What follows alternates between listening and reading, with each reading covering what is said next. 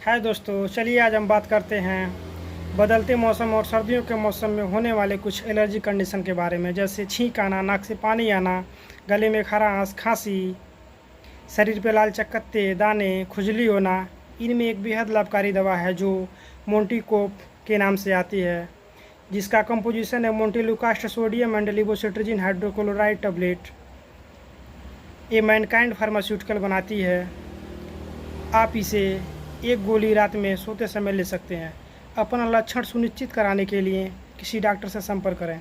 अगर आपका लक्षण सुनिश्चित हो जाता है तो आप मोंटीकोप टैबलेट ले सकते हैं। धन्यवाद।